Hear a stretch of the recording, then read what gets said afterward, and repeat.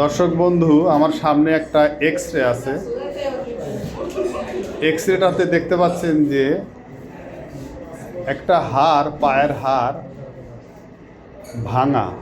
এটা প্রায় 3 সপ্তাহ আগে ভেঙেছে এবং রোগীর লোকজন কবিরাজের কাছে নিয়ে গিয়েছিলেন। সেখানে গাছ দিয়ে তাদেরকে নাকি এটা ব্যান্ডেজ করে দেওয়া হয়েছিল, ব্যান্ডেজ। এখন রোগীর লোক আমার কাছে এই এক্সরেটা নিয়ে এসে বলেছে যে আমরা কি কবিরাজি চিকিৎসায় নেব নাকি ডাক্তারি চিকিৎসা নেব, আর গাছ দিয়ে কতটুকু উপকার হয়েছে সেটা তারা জানতে চাচ্ছে।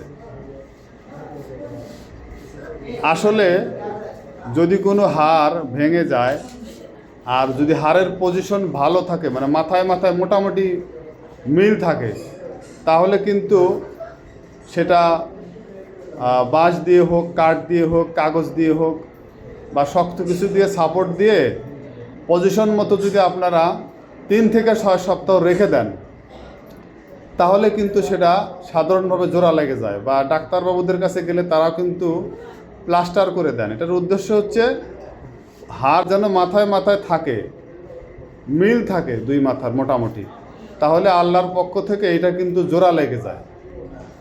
আর কবিরাজরা যেটা করেন যে গাছ দেন, আসলে গাছের কোনো গুণ এখানে নেই। হাড্ডি জোড়া লাগানোর ক্ষেত্রে গাছের কোনোই গুণ নেই এখানে। তারা হয়তো যে সাপোর্টিভ যেটা দেন, কেউ বাঁশের ফালটা বা বাতা দিয়ে কাপড় দিয়ে পেঁচিয়ে দেন, বা এখন অনেক কবিরাজ আছে তারা বুঝে ফেলছে যে প্লাস্টার দিলে আরও ভালো হয়। ডাক্তাররা যে প্লাস্টার দেয় তারাও কিন্তু সেই প্লাস্টারটা দেয়।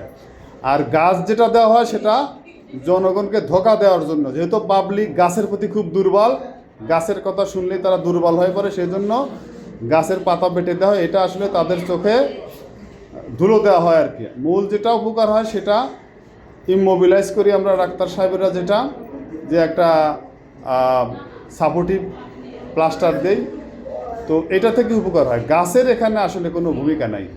তো এই হাড়টা যেরকম দেখা যাচ্ছে যে মোটামুটি মুখে মুখে পজিশনে আছে, এটা কিন্তু এরকমভাবে যদি প্লাস্টার দিয়ে বা কোনো কিছু সাপোর্ট দিয়ে ইমোবিলাইজ করে রাখা যায়, তাহলে মোটামুটি 3 থেকে 6 মোটামুটি 6 সপ্তাহ সাপোর্ট দিয়ে রাখলে কিন্তু এটা মোটামুটি জোড়া লেগে যাবে আর কি।